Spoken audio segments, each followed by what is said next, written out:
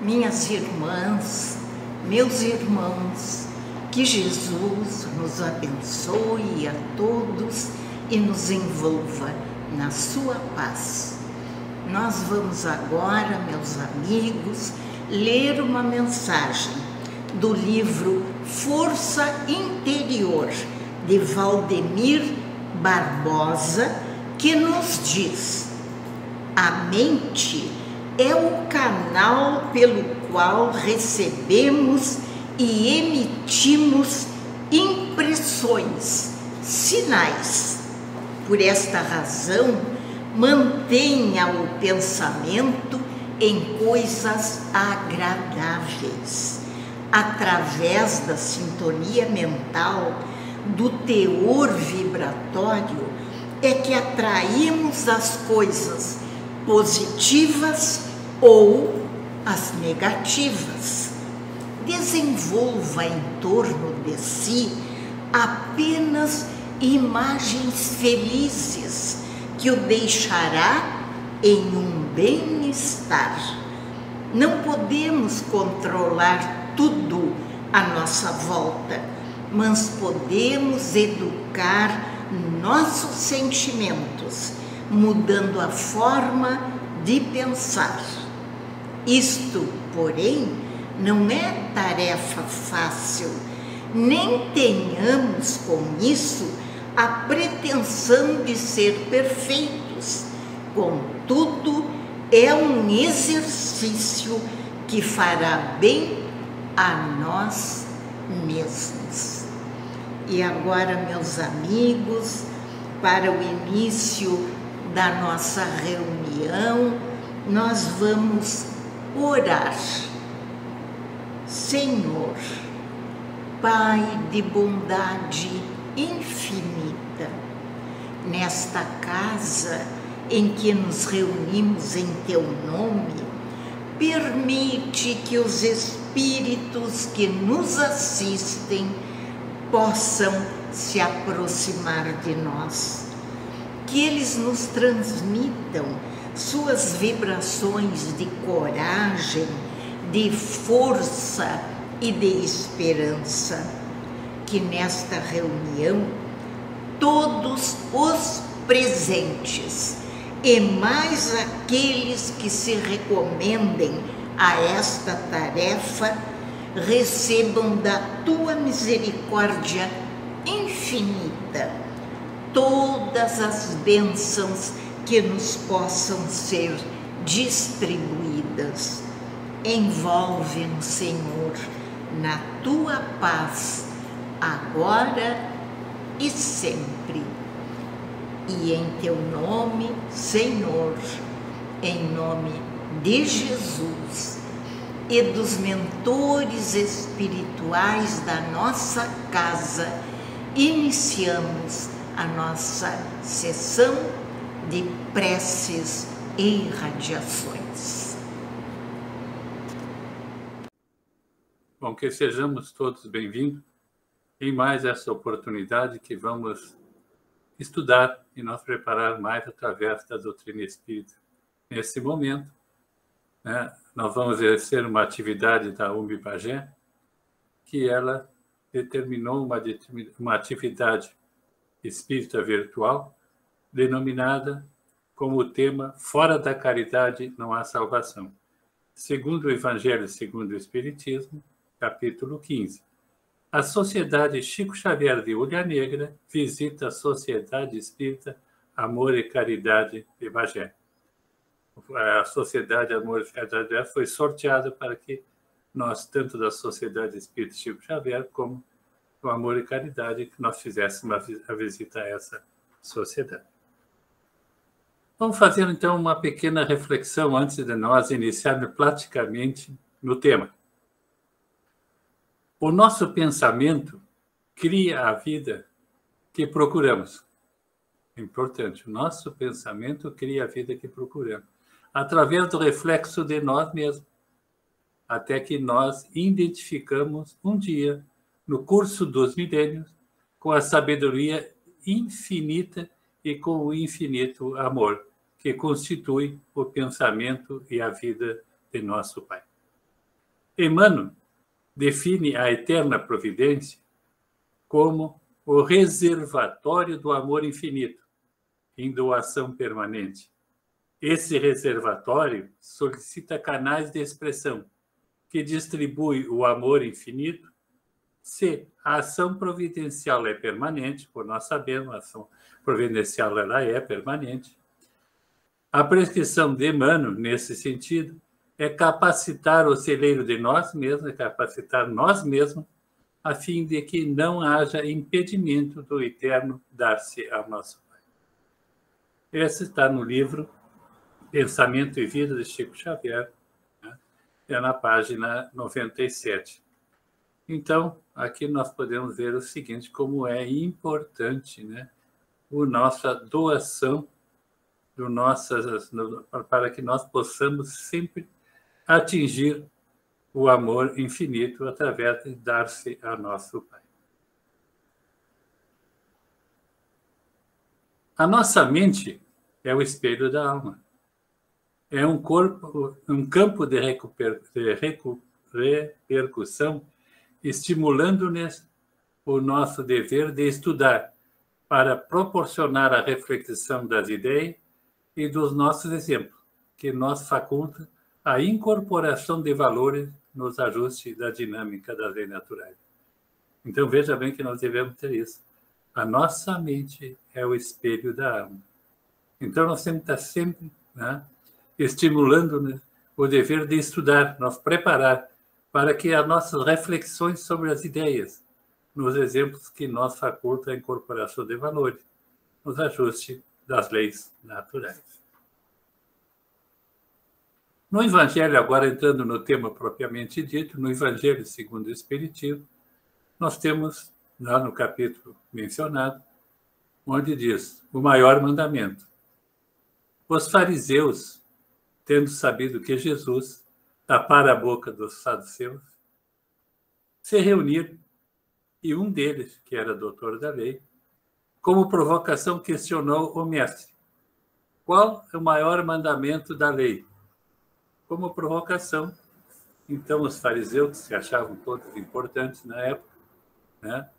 E Jesus já tinha falado com os saduceus, que eram os mais simples e mais humildes, e eles acharam assim, bom, vamos questionar o mestre aí, para ver se ele sabe alguma coisa, porque ele já convenceu os humildes, mas quero ver nós convencer nós. E aí Jesus resumiu os mandamentos da lei de Deus e disse, amarás o Senhor teu Deus de todo o teu coração, de toda a tua alma, de todo o teu espírito. Este é o maior e o primeiro mandamento. Aí Jesus concluiu. E aqui tendes o segundo, semelhante a este. Amarás o teu próximo como a ti mesmo. Toda a lei e os profetas se acham contidos nesses dois mandamentos.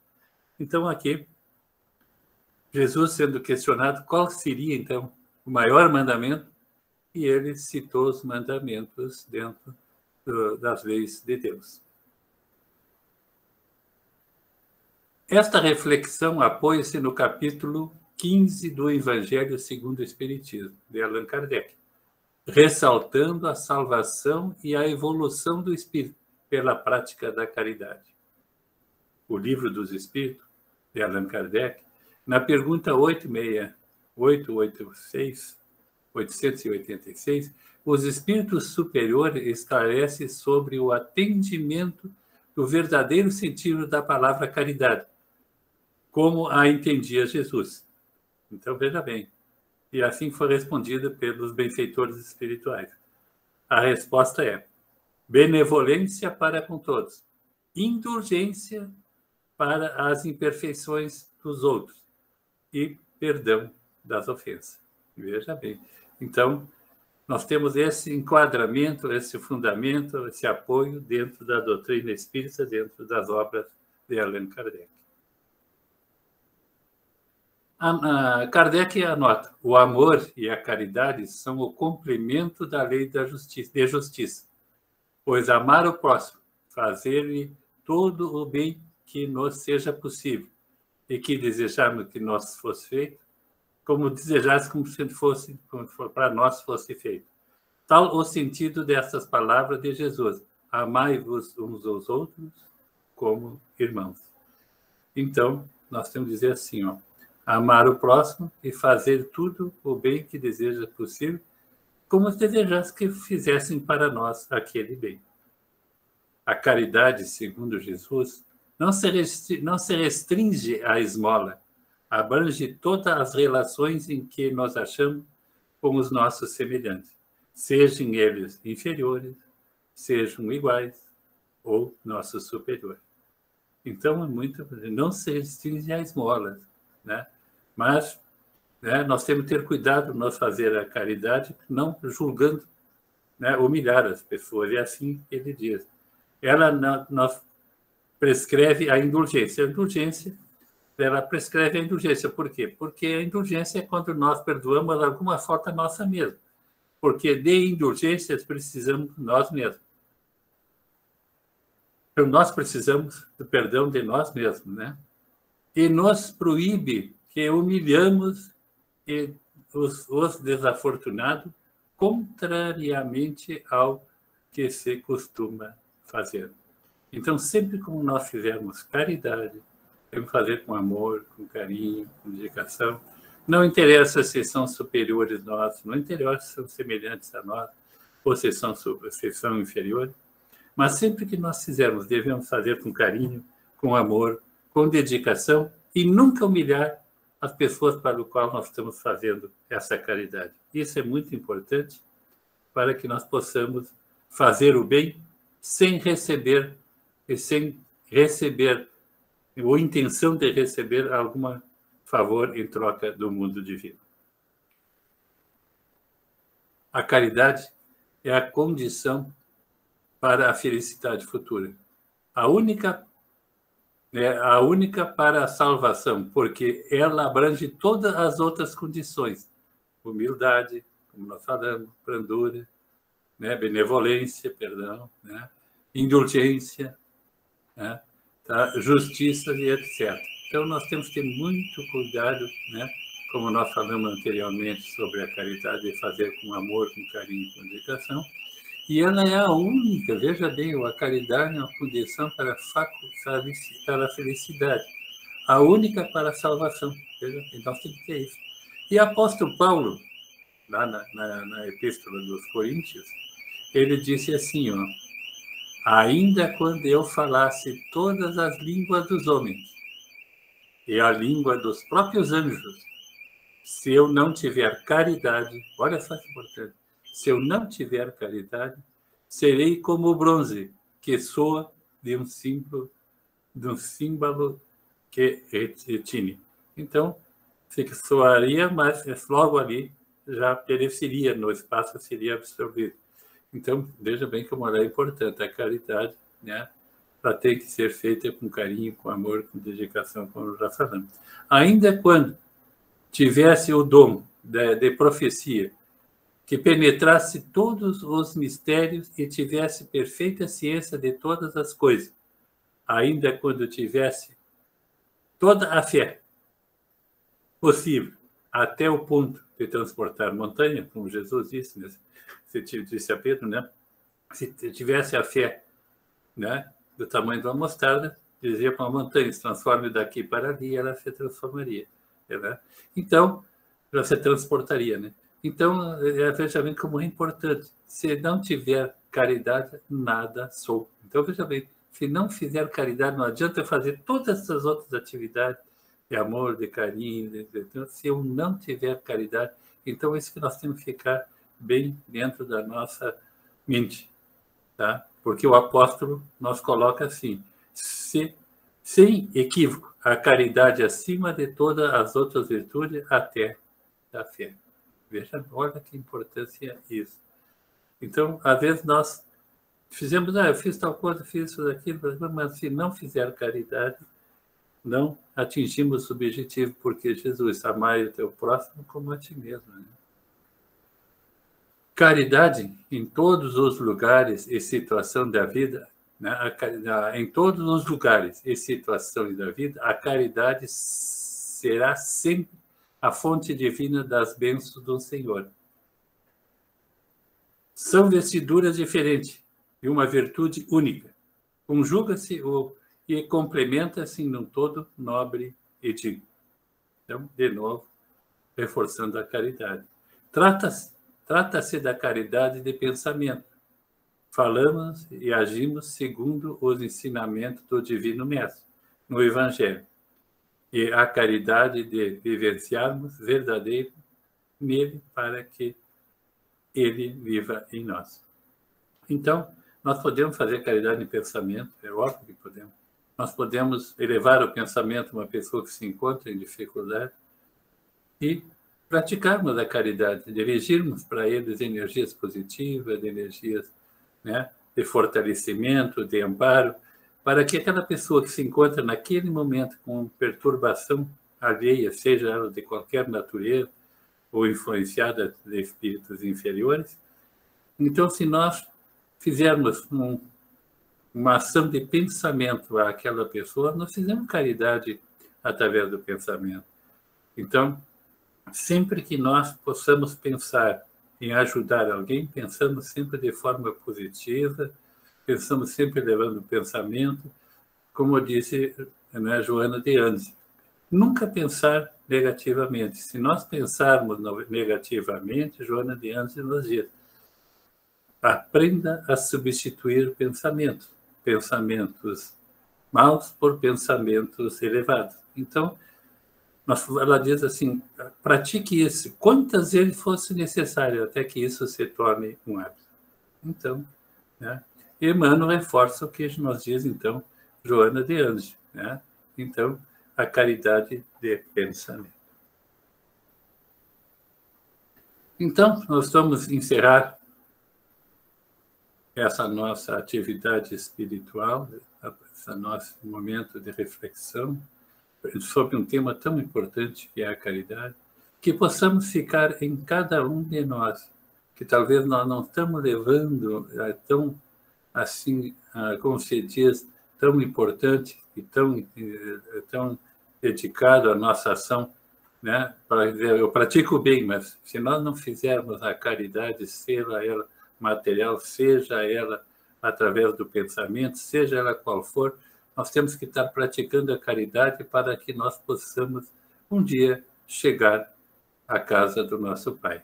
E é o único meio que nós chegar no mundo espiritual com benevolência, com amor, com dedicação e ser bem recebido pelas fontes divinas, é nós termos praticado caridade. E sempre que nós praticar caridade, que fique como está no Evangelho segundo o Espiritismo, lá no capítulo 15. Sempre com o cuidado de não, né, denegrir a pessoa para a qual nós estamos fazendo a caridade. Né? Então, isso é muito importante. Faça a caridade, não há necessidade, nós dizemos isso tanto no Livro dos Espíritos como no Evangelho, que nós, ao fazer caridade, não precisamos estar anunciando, não precisamos dizer para todo mundo, eu doei tantos R$1.000 para uma atividade X, que é uma ação generosa, mas não há necessidade de fazer isso. O que vale é o que fica na consciência, porque quando nós chegamos no mundo espiritual, o que nos é válido não é a nós que nós pensamos, que nós agimos como matéria, como corpo, como nessa caminhada terrena, e sim tudo que fica no nosso subconsciente, na nossa consciência. Então, e na consciência, quando nós chegarmos no mundo espiritual, ela aflora. Não depende mais de nós, porque nós só temos o livre-arbítrio quando nós, né, aqui, né, reencarnamos. Então, nós temos todos, vemos com a nossa programação, vemos que o livre-arbítrio não cumprimos, porque nós temos livre-arbítrio, eu faço se eu quero, se não quiser, eu não faço. Aquele compromisso porque eu fui comprometido na reencarnação. Mas quando nós chegarmos lá no mundo espiritual, não adianta eu querer esconder isso aí, como eu escondo de mim mesmo. É muito comum eu esconder os meus erros, coisas eu jogar para baixo do tapete e esconder. E isso não adianta, porque quando nós chegamos no mundo espiritual, tudo vem à tona. E não depende mais de eu não querer que aquilo venha à tona. Vem o natural porque está no nosso subconsciente, que nós chamamos, que independe da nossa ação de queremos ou não querer que seja percebido pelo mundo espiritual. Então, vamos ao encerramento dizendo assim, Querido e amado Jesus, quantas vezes em nosso dia a dia não percebemos o irmão que está ao nosso lado, necessitando de uma palavra, de um olhar, de uma prece e de uma ação generosa? Quantas vezes não percebemos que o nosso próximo mais próximo anseia por um carinho, por uma atenção? Então, isso é muito comum. Às vezes, nós chegamos do trabalho cansado, perturbado, e não chegar em casa nem se lembramos de cumprimentar ou dirigir alguma palavra àquelas pessoas que estão nos recebendo em nosso lar. Né? Isso é muito importante. Veja bem, o próximo, mais próximo, que anseia, né, por um simples carinho, uma atenção. Como é que foi o teu dia? Como é que está?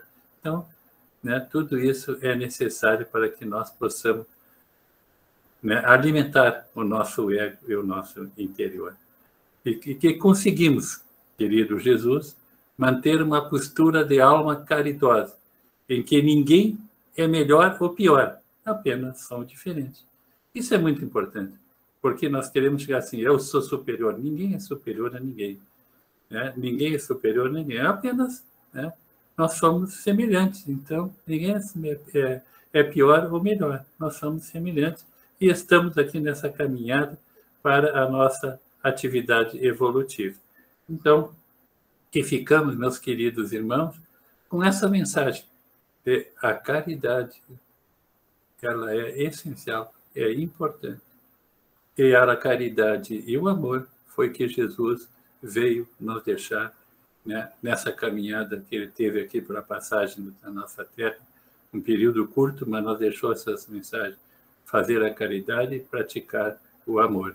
São palavras-chave para a nossa evolução e o nosso crescimento. Muito obrigado por tudo.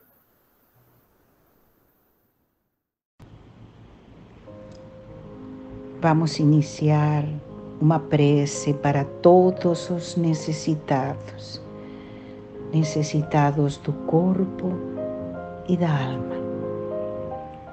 Acalma meu passo, Senhor. Desacelera as batidas do meu coração, acalmando minha mente. Diminua meu ritmo apressado, com a visão da eternidade e do tempo. Em meio às confusões do dia a dia, Senhor, dê-me a tranquilidade das montanhas. Retire a tensão dos meus músculos e nervos com a música tranquilizante dos rios, de águas constantes que vivem em minhas lembranças. Ajuda-me, Senhor, a conhecer o poder reparador do sono. Ensina-me a arte de tirar pequenas férias, reduzir o meu ritmo para contemplar uma flor, papear com um amigo, afagar uma criança, ler um poema e até ouvir uma música preferida. Acalma meu passo, Senhor, para que eu possa perceber, no meio do incessante labor cotidiano, dos ruídos, das lutas, das alegrias, cansaços ou desalentos, a tua presença constante no meu coração. Acalma meu passo, Senhor, para que eu possa entoar o cântico da esperança, sorrir para meu próximo e calar-me para escutar tua voz. Acalma meu passo, Senhor. Inspira-me a enterrar minhas raízes no solo dos valores duradouros da vida, para que possa crescer até as estrelas do meu destino maior. Obrigado, Senhor. Obrigado pelo dia de hoje, pela família que me deste, meu trabalho e, sobretudo, Senhor, pela tua presença em minha vida. Que assim seja. Muita paz.